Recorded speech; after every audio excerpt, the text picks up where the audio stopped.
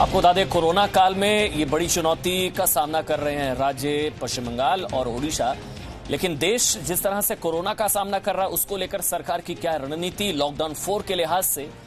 हमारे साथ बातचीत के लिए इस वक्त आपको बता दें, बीजेपी के महासचिव, प्रधानमंत्री नरेंद्र मोदी की कोर टीम के अहम सदस्य राम माधव इस वक्त हमारे साथ लाइव जुड़ चुके हैं। बहुत बहुत शुक्रिया राम माधव जी, समय निकालने के लिए जी न्यूज के लिए देश हित में। पहला सवाल यही सर कि बचना भी है, आगे बढ़ना भी है, मतलब कोरोना के साथ जीने की आदत डाल लेनी चाहिए मेरे ख्याल से, ये एक बड़ा मैसेज।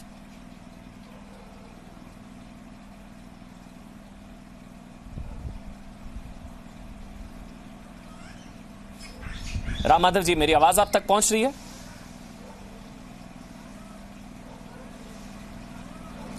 हाँ जी आ रही है जी। बहुत बहुत शुक्रिया राम माधव जी, समय निकालने के लिए। मेरा पहला सवाल यही, जो प्रधानमंत्री ने कहा बचना भी है, आगे बढ़ना भी है, मतलब कोरोना के साथ जीने की आदत डाल लेनी चाहिए, यही बड़ा मैसेज सरकार की तरफ से। नहीं, इस समय सरकार का ध्यान दो प्रकार का है। एक ध्यान तो जो कंटेनमेंट जोन्स में हमने इस वायरस को अभी कंटेन किया है, वहां से ये बाहर ना आए, इसकी चिंता करनी है, तो उस पर पूरा ध्यान हमारा सरकार का है। अभी आप जरूर केसेस बढ़ने की बात तो सुनी रहे हैं, पर ये कुछ निश्चित स्थानों पर ही बढ़ रहे हैं। निश्चित स्थानों पर उसको नियंत्रित करने में, कंटेन करने में हम सफल हुए हैं। इसलिए इन कंटेनमेंट जोन्स को मैनेज करना, वायरस बाहर और जिलों में और क्षेत्र में ना बढ़े, इसकी चिंता करना एक प्रायोरिटी है। तो दूसरी प्रायोरिटी, व्यापक देश के अंदर जो कंटेनमेंट जोन्स के बाहर ऑरेंज जोन्स भी है और ग्रीन जोन्स बहुत बड़े पैमाने पर है, यहाँ पर आर्थिक गतिविधि ठीक से शुरू हो जाए, इसकी भी चिंता करनी है। 2 महीना हमने लॉकडाउन में रखा है देश को, लगभग 2 महीना, 1 सप्ताह कम, पर अभी समय है कि हम अपने आर्थिक गतिविधि शुरू करें, ताकि जो सामान्य वर्ग के लिए जो जीवन चलाने की आवश्यकता पूरी होनी है, उसको भी हम पूरा कर सके। बिल्कुल, आपने रिबिल्डिंग की बात की राम माधव जी। केंद्र सरकार द्वारा जीडीपी का 10% वाला एक बड़ा आर्थिक पैकेज का ऐलान किया गया। ये राहत वाला पैकेज था, लेकिन हमने देखा है राहत पर सियासत हुई है।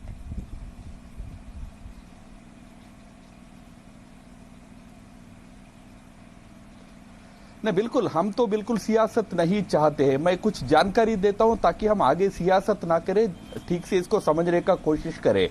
अब हमने जब एमएसएमई वगैरह को फिर से शुरू करने के लिए बहुत बड़ा 3 लाख करोड़ का पैकेज घोषित किया, उसके पीछे कारण है।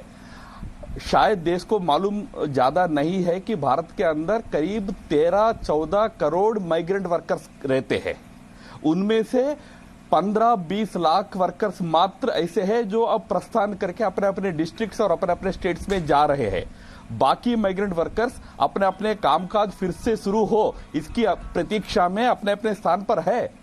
उनको तभी अपना जीवन फिर से चालू करना संभव होगा जब इंडस्ट्री खुलेगी, स्मॉल इंडस्ट्री, कॉटेज इंडस्ट्री खुलेगी, क्योंकि MSME industry 70% employment, small employment देता है।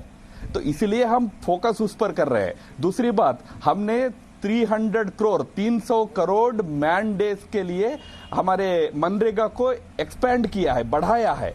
उसका उद्देश्य यही था कि जो माइग्रेंट वर्कर आज 10 लाख 12 लाख अपने अपने गांव जा रहे हैं, वहां भी उनको मनरेगा के अंतर्गत नौकरियां मिले, तनख्वाह मिले, रोजगारी मिले। तो हम तो पूरी चिंता कर रहे हैं, इसलिए हम चाहते हैं कि आर्थिक व्यवस्था भी चालू हो। तो ये एकदम आर्थिक दृष्टि से सोच विचार करके उठाया कदम है। नहीं, लेकिन जो सवाल आदिति पूछ रही थी उसमें डिटेल्स ये हैं कि ये कहा जा रहा ऑपोजिशन की तरफ से ये 10% ऑफ जीडीपी नहीं है, ये है 1.6% ऑफ जीडीपी। 3 लाख करोड़ है जो स्टिमुलस पैकेज है, बाकी 16 लाख करोड़ लोन और लिक्विडिटी के लिए है। ये आनंद शर्मा से लेकर पूरी कांग्रेस पार्टी ये कह रही है कि आपका जो 20 लाख करोड़ 10% ऑफ जीडीपी है, ये जो है बोगस है, फर्जी है। आपने जो दिया है वो सिर्फ 1.6% ऑफ जीडीपी है सर। राम माधव जी।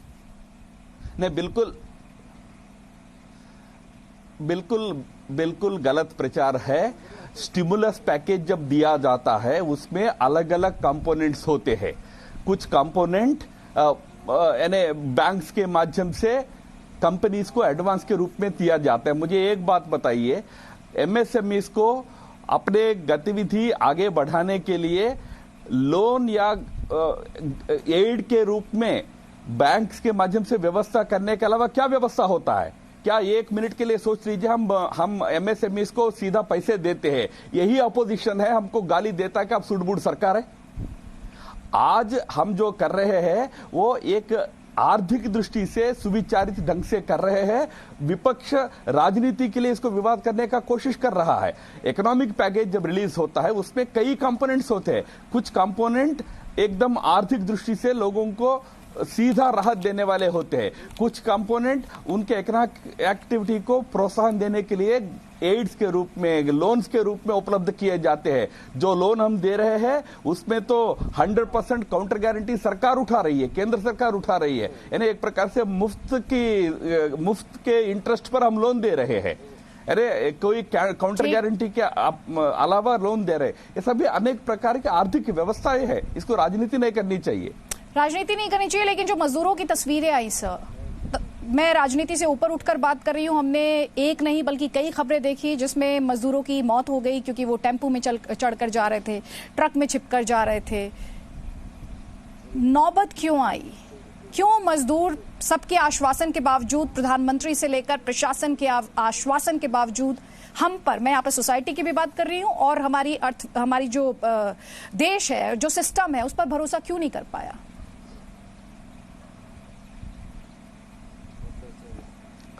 मजदूरों का एक बहुत बड़ा वर्ग आज भी प्रतीक्षारत है कि इकोनॉमिक एक्टिविटी फिर से शुरू हो जाए, अपना जीवन जिंदगी जहां पर थे वहीं से चला सके। एक वर्ग थोड़ा आतुर होकर अपने अपने स्थानों के लिए निकला था, ये बात सही है। उनको कुछ कष्ट भी उठाना पड़ा, ये बात भी सही है, जिसके लिए प्रधानमंत्री हाथ जोड़कर उनसे माफी मांगी थी, क्योंकि जो लॉकडाउन का निर्णय था वो उस समय पर बहुत आवश्यक था और उसके परिणाम भी हम देख रहे हैं। वो समय पर हम लॉकडाउन किया, समय पर टाइट रखा व्यवस्था को, उसका अच्छे परिणाम भी हम देश में आज देख रहे हैं। दुनिया की तुलना में हमारा देश बहुत अच्छा परफॉर्म कर रहा है। हाँ, कुछ जो माइग्रेंट वर्कर्स को समस्या हुई, पहले 20 दिन में हुई, बाद में सेकंड फेज ऑफ लॉकडाउन के समय से लेकर अभी तक हम लगातार उनको अपने गांव, घर, राज्य भेजने की पूरी व्यवस्थाएं कर रहे हैं। हमारा राज्य सरकार गुजरात में है, अकेले गुजरात में से 5-6 लाख माइग्रेंट वर्कर्स को हम ट्रेन से अपने अपने राज्यों में भेजा है।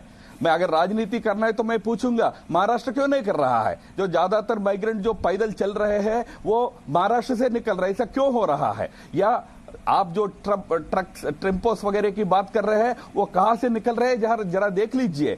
ये जो व्यवस्थाएं हैं राज्य सरकारों को भी ठीक ढंग से करना है। फिर भी मैं ये नहीं कह रहा हूं कि राज्य वर्सेस केंद्र बना के हम झगड़ा करते रहे, हम सब मिलकर मानवीय दृष्टि से इसको देखें। आज कांग्रेस पार्टी ने आगे आकर कहा कि हम 1000 बसेस, प्रियंका गांधी ने कहा 1000 बसेस व्यवस्था करेंगे, हमारी सरकार ने अनुमति दी है, कल सुबह डिटेल दे दे, 1000 बसेस लेके वो भी मदद करे सरकार को।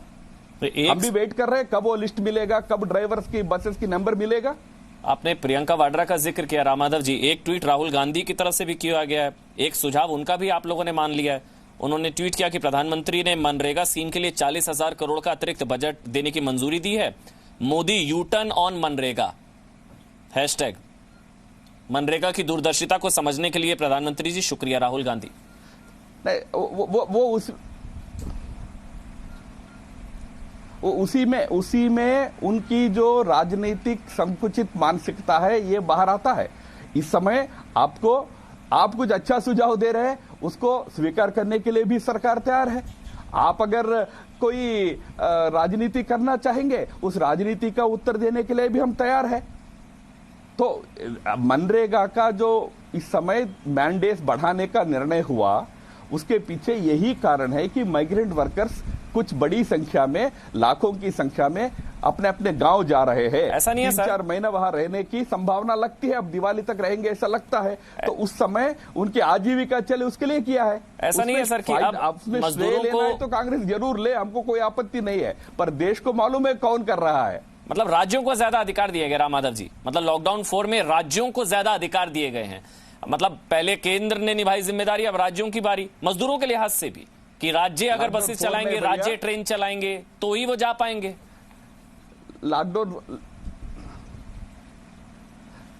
लॉकडाउन, अरे आप तो पत्रकार है, आपको तो जानकारी होना चाहिए। जो ट्रेन चलते हैं उसका 84% खर्च केंद्र उठाता है, बाकी 15% की व्यवस्था राज्य करे। इतनी ही व्यवस्था हुई कि राज्यों पर कोई नहीं डाला गया है।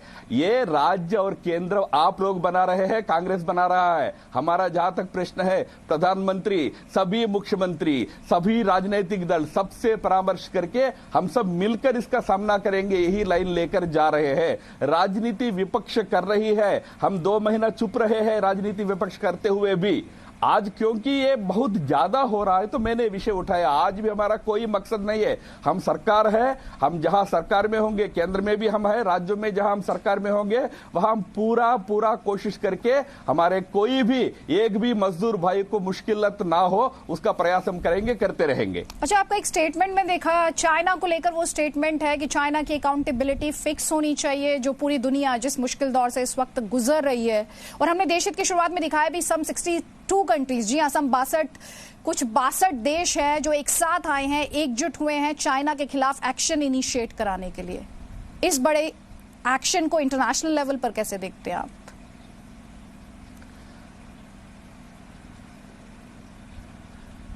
नहीं, आपको वो जो पूरा स्टेटमेंट उसको थोड़ा गौर से पढ़ना चाहिए। वो ऐसा है कि जो कोरोना वायरस का प्रारंभ कहां से हुआ है इसकी जांच हो, इस पर दुनिया के 100 से अधिक देश साथ आकर एक जिसको कहते हैं एक डिमांड रखा है कि इसके ऊपर एक ठीक ठाक जांच हो।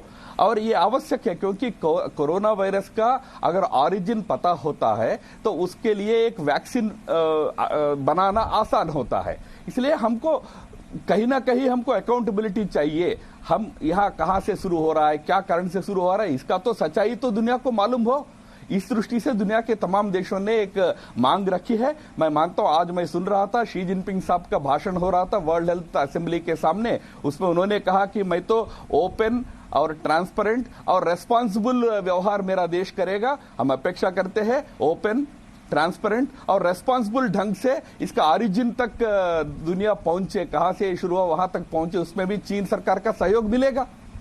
रामाधर जी, लॉकडाउन को कोई एग्जिट प्लान, क्योंकि अब लॉकडाउन 31 मई तक बढ़ा दिया गया है, या मैंने जिस सवाल से शुरुआत करी थी कि अब कोरोना के साथ जीने की आदत हम लोगों को डालनी होगी, या लॉकडाउन का कोई एग्जिट प्लान, या लॉकडाउन 5 होगा, 6 होगा?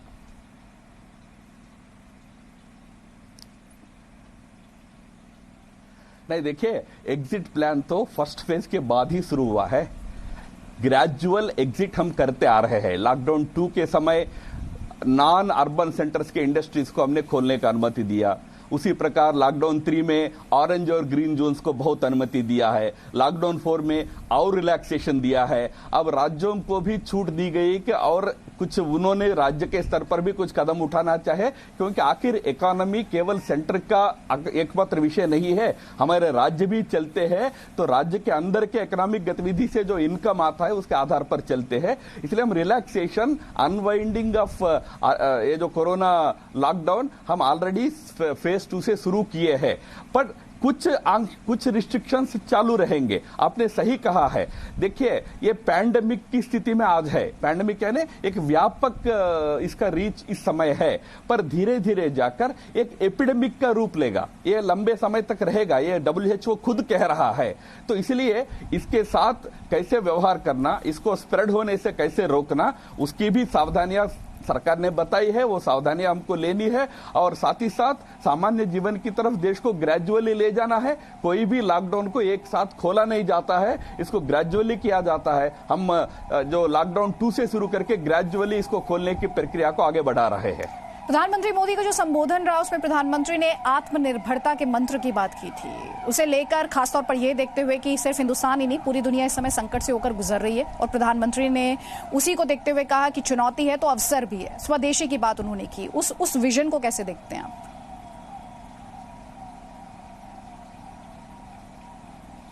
आत्मनिर्भरता इस समय हमारे देश के लिए इसलिए आवश्यक है कि जब कोरोना वायरस की महामारी का प्रकोप देश में आया तो अचानक हमारे ध्यान में आया कि हमारे हेल्थ केयर एस्टेब्लिशमेंट ऐसे संकट को झेलने के लिए पर्याप्त नहीं है।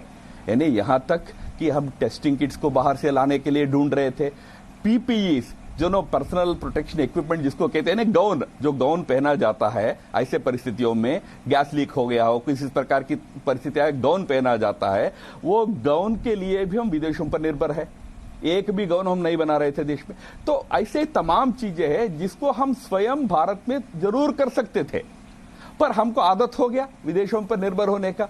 इसमें से बाहर आकर कम से कम हमारे दैनंदिन जीवन की आर्थिक जो आवश्यकताएं हैं उनको पूरा करने की क्षमता देश के अंदर ही हमको बढ़ाना चाहिए। ये आत्मनिर्भरता का संदेश है। इसका अर्थ ये नहीं कि हम अपने आप को शट डाउन कर लेंगे, हम अपने आप को बंद करके अंदर बैठेंगे, ऐसा बिल्कुल नहीं है। हमारे आत्मनिर्भरता को निर्माण करने में जो सहयोग बाहर से मिलेगा वो सब सहयोग लेकर भी हम अपने पैरों पर खड़ा होने का कोशिश करेंगे। इसलिए आपने अगर अनाउंसमेंट्स को देखा होगा, पिछले 4 दिन में जो वित्त मंत्री, आर्थिक मंत्री जी ने जो अनाउंसमेंट्स किया, उसमें कई क्षेत्रों में प्राइवेट इन्वेस्टमेंट के लिए छूट दी गई है।